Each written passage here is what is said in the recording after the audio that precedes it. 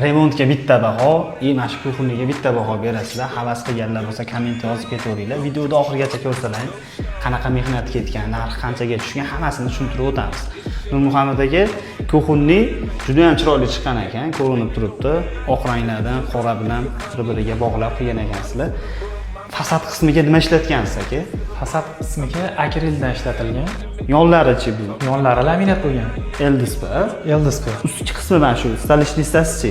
Stolishniy hissasi granit, tabiiy toshdan qilingan aka. Bitta ko'rsatib oling, granit, tabiiy tosh bo'lgan ekan, juda ham chiroyli chiqqan.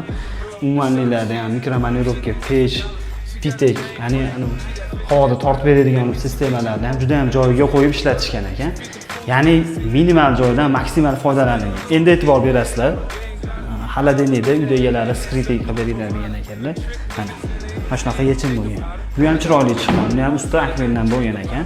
Eng qiziq joyi shu materiallarning barchasi kestirish xizmatlari Ilhomda bo'lgan, ya'ni Ilhom mebel material servisda. Bu kuxunniga baho berib ketaverasizlar. Niyat qilganlar, havas qilganlar bo'lsa kommentda yozib ketinglar. Endi sizlar bilan sanuzelga ishlatilgan bu umumiy naborni ko'rsatamiz, ketdik. Sanuzelga ham kirdik, qaranglar, dekorativniy rakvinalar. Fasad qismiga MDF krashinli. Yonlari laminat. Bu ham o'sha bezruchka qilib o'zidan chiqarilgan ekan. Hamma yo'qda. Juda ham chiroyli bo'lgan sanuzelni mebeli ham. Общий qancha bo'lgan? Kuxunli sanuzel 32 millionga borgan shunaqa. Tushunarli. 32 millionga mana shuna xuddi shunaqa narsa qilib beraverasizlar. Xudo xolasa. Ustakalarning nomerlarini qoldiramiz. Ilhom bilan birgalikda ancha yildan beri ishlashadi. Bemalol murojaat qilib shunaqa buyurtmalar beraverasizlar.